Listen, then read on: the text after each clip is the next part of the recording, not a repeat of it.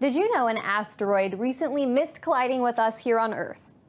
I didn't. A space rock as big as a 10-story building with a speed of 9.9 miles per second could have crashed into us, but slipped past at the very last moment. To talk more about that, we're joined now by Eric Edelman, an astronomer from SLU Observatory. Eric, as far as I know, asteroids pass by very close to Earth on almost a daily basis. Why is this one making headlines? Yeah, this one is a bit of a surprise to us. I think that's the reason why so many people are talking about it, because we did discover this asteroid. The first time we observed this asteroid with telescopes was on the 7th of this month. And when it passed closer to us than the moon, that was 2 days later. That was its close approach on the 9th. So 2 days pass, and then it has its close approach. That's not a lot of time. At least, sort of to my mind, it brings up, the sort of a similar scenario of someone all of a sudden breathing down the back of your neck. You didn't realize they were creeping up behind you, but all of a sudden they are right there. And it's the same sort of feeling, like we have this asteroid that's just immediately right there. There's not a lot of time to do much about it. Luckily enough, this one wasn't heading directly for us this time, but it sort of exposes sort of a vulnerability that we have, a little bit of a blind spot that sometimes we don't see them until they are right nearby, and the potential that can mean for us in terms of preparing for anything that is on a collision course for us, maybe is why this one's being talked about a little bit more than others.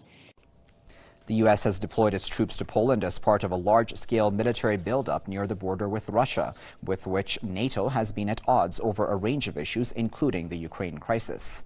This is the first batch of American soldiers dispatched to Poland since the end of the Cold War in the early 1990s. The deployment brings to more than 3,000 the number of American troops in the East European country. The move has drawn an immediate reaction from Russia, with the Kremlin slamming it as a threat at its doorstep.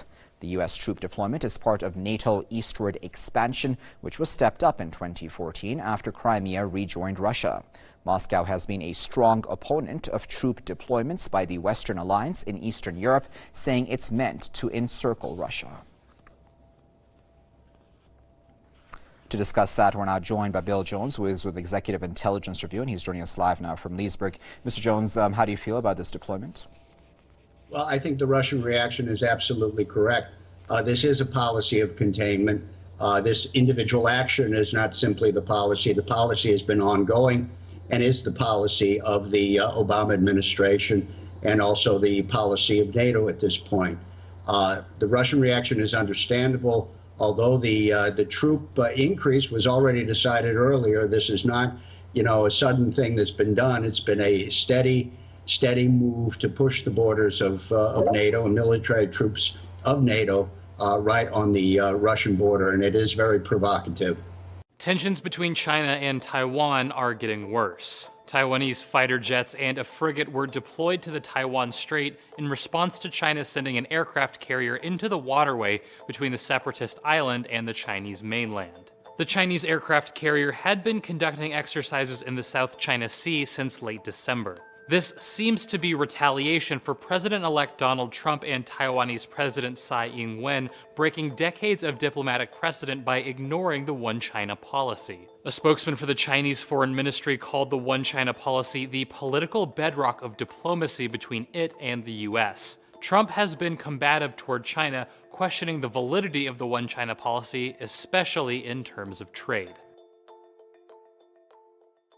The Israeli government is sending a powerful message to all would-be terrorists that if they die while committing their heinous acts of violence, their families will no longer be welcome to live in the Jewish state.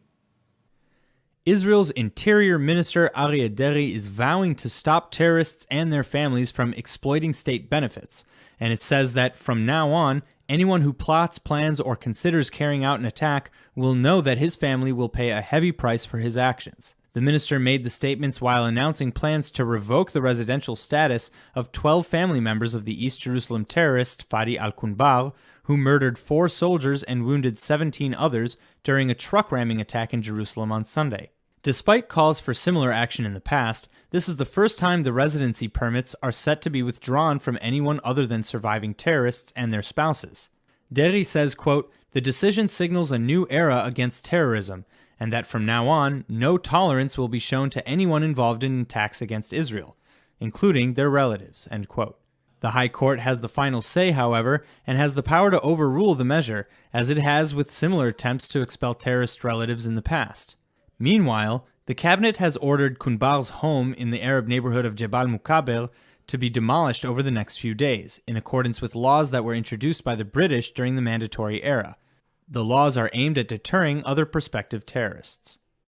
Winter is not a nice season for many in Afghanistan, particularly the poor and those internally displaced people like Taj Muhammad, who has fled his village in Uruzgan province because of violence and war. We fled our village because of war and bombings. Foreign troops target almost everybody like me in turban, claiming we are the Taliban. They launch airstrikes on our houses, so we had no choice but to flee our homes and live in this camp in Kabul. With the arrival of the cold season, millions of people, including internally displaced families across this mountainous country, find themselves facing with serious problems like shortage of food, fuel, and even shelter. Abdul Qahir is the father of 7. He must feed his family, but he is jobless and there is no hope in sight. The government has not assisted us so much. For instance, the Ministry of Refugees and Repatriation has once donated us shoes and flour, which helped us to feed our families just for a few days. Natural disasters like floods and avalanches are also among other serious threats for local Afghans, especially those who live in mountainous areas of this country. These disasters claimed the lives of at least 1,500 local Afghans in 2016. Observers have warned the government about what they call a possible tragedy, urging it to fulfill its promises when it comes to protecting Afghans against the cold season and natural disasters. Inauguration Day just 8 days away. Big protest planned. As many as 750,000 people could come to D.C. They're looking to disrupt the inauguration festivities. And the Women's March on the day after the inauguration could have more than 200,000 people there. Bruden Dolce is with us here. God bless you and God bless America. God bless you and God bless America, Mr. Stu. Yeah, okay. You're on the inauguration committee. Actually, yes, I am. I'm the diversity liaison for the inaugural. You got to be worried about this. 750,000 people could show up. They're trying to disrupt it. What's your plan? Well, actually, Stu, you know we have a communications department for that. But as for me, Attorney Brunel Donald Che, my thoughts are that we're going to have so many Trump supporters there that you probably won't even notice that there's anyone marching. What I believe Americans should do, the people that are using all this negative energy, is to go to that inauguration and get behind our president-elect like never before. I think it's a disgrace that information would be let out. It's all fake news. It's phony stuff. It didn't happen. Well, I think it's pretty sad when intelligence reports get leaked out to the press. I think it's pretty sad. First of all, it's illegal. You know, these are classified and certified meetings and reports. President-elect Donald Trump saying that it is a disgrace that intel was leaked to the press.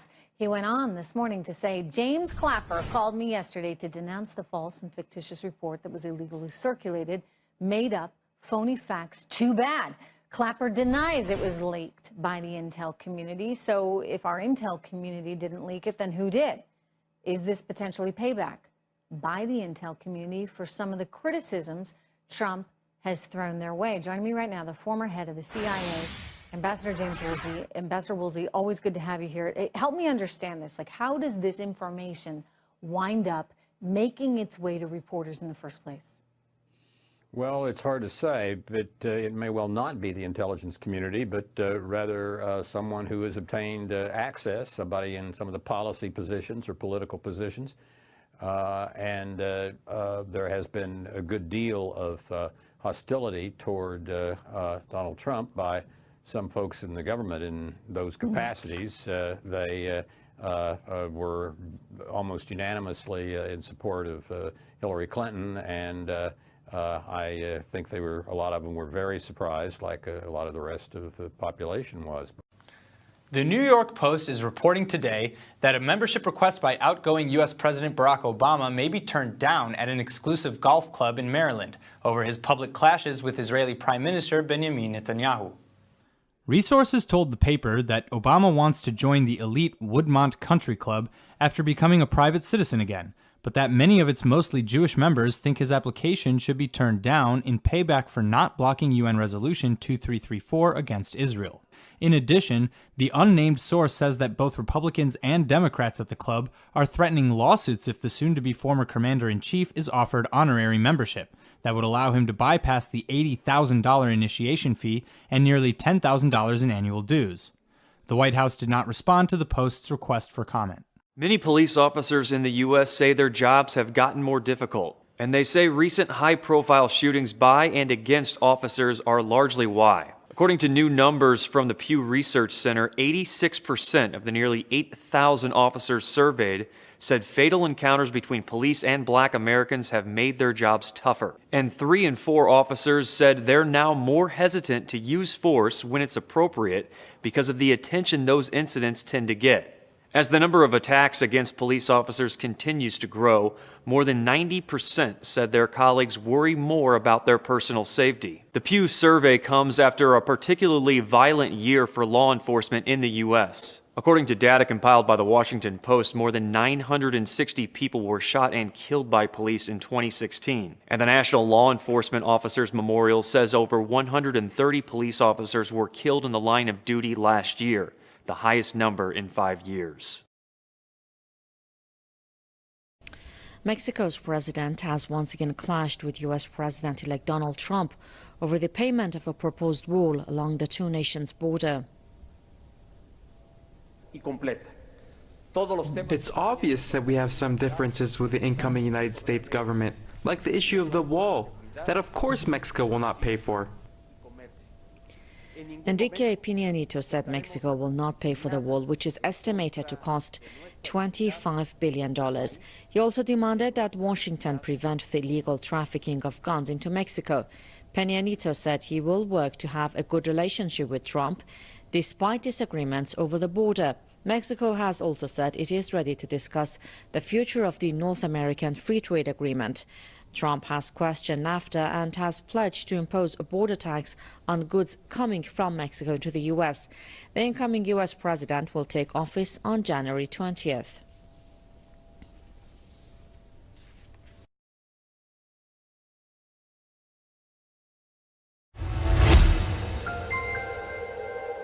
Morocco plans to ban burqa sales and production nationwide. Local media announced the ban on January 10th. It's set to go into effect later this week. National authorities have yet to announce the ban as official. However, a photo of a letter apparently from the African nation's Interior Ministry has spread online.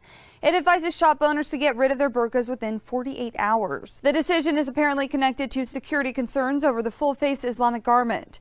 Reuters reports that, according to a high-ranking Interior Ministry official, burqas are often used by bandits to perpetrate crimes. Islam is Morocco's most popular religion by far, but the newly proposed ban apparently won't affect most of the country's women. King Mohammed VI is known to promote moderate Islam as opposed to more radical practices that require a woman to cover her face in public. Most of the country's women wear the hijab instead. For Newsbeat Social, I'm Molly Real. Palestinian media published a photo of one of the terrorists' 4 children cheering after being informed of her father's killings.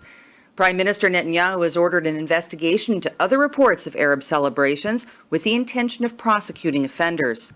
The Hamas terror organization immediately issued a statement praising the murderer and vowing to continue the Palestinian uprising against Israel. Thousands of Palestinians took to the streets of Gaza for a nighttime rally, during which they expressed joy over the attack by handing out sweets and chanting oaths against the Jewish state. رسالتنا في حركة المقاومة الإسلامية حماس هي رسالة تأييد وتشجيع ووقوف إلى جانب كل مجاهد يقوم بعملية تضد يعني تقطع كل هذا التبجح الذي يقوم به العدو الصهيوني. Maximum security prison is on lockdown, and authorities say there is significant damage to parts of the facility. Corrections officers say 2 separate fights between gang members sparked the 3-hour riot. At one point, 46 of the 88 inmates in the unit refused to go back to their cells. All officers were pulled from the housing unit for their safety. Prison officials saying it was a dangerous situation. If the correction officers didn't leave, there could have been some serious injuries inflicted on them. Tactical units managed to regain control after using pepper spray. No injuries were reported, but there is extensive damage. Camera systems destroyed, computers broken. Inmates even used fire extinguishers to wreck furnishings and windows. The inmates involved were moved to another facility or to a segregated area. An investigation will determine disciplinary and criminal charges. Emily? Antoinette, thank you.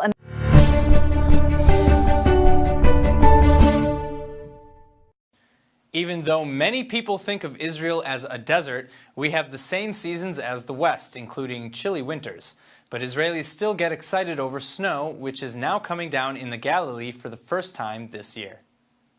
One area resident told reporters from the Ynet news service that it's, quote, truly a breathtaking sight that will become even more wonderful when greater amounts start to accumulate. Even though the local cable car isn't working, no one's really complaining because all visitors really want to see is the snow. Children are out sledding and building little Israeli snowmen, and even local wildlife are frolicking among the flurries. One tourism company says that the public is responding with almost manic exultation after waiting for so long to finally see the snow this year. While some see this as a joyous opportunity to strap on some skis or go out and make snow angels in the Holy Land, the neighboring Druze community believes that snow purifies the ground, especially in apple and cherry orchards, while lending an almost biblical calm and peace upon all which it falls. And now for that fake news. It's all fake news. This fake news was indeed fake news. It's so false and fake. False and fake. Go ahead. No, not you. Not you. Your organization's terrible. Your organization's terrible. Let's go. Go ahead. Quiet. Quiet. Go ahead. She's asking a question. Don't be rude. Don't be rude. Don't be rude. No, I'm not going to give you a question. I'm not going to give you a question. You are fake news. A thing called fake news. Some of the media outlets that I deal with are fake news. Donald Trump firing back against rampant fake news attacks, tearing into BuzzFeed, calling it, quote, a failing pile of garbage for publishing an unverified, salacious report last night, and shutting down one CNN reporter you just saw there after his network seemingly forwarded these claims, these unsubstantiated claims. Well, at least 1,400 children have been killed, hundreds more injured, and many schools closed as a result of the Saudi war in Yemen since March 2015. That's according to the United Nations Children's Fund representative in Yemen, who gave the details of a recent report on Yemen's humanitarian crisis. Mohammed Al-Attab reports. The United Nations Children's Fund gave a report on the appalling humanitarian situation in Yemen that has affected children the most. The report says at least 1,400 children have been killed in the Saudi war on Yemen that began in March 2015. In a presser held in Sana'a, UNICEF's representative to Yemen, Marshall Rilano, had this to say. And today, once more, we are appalled by the killing of one girl and 4 other children that have been injured in an attack close to a school in Nîmes.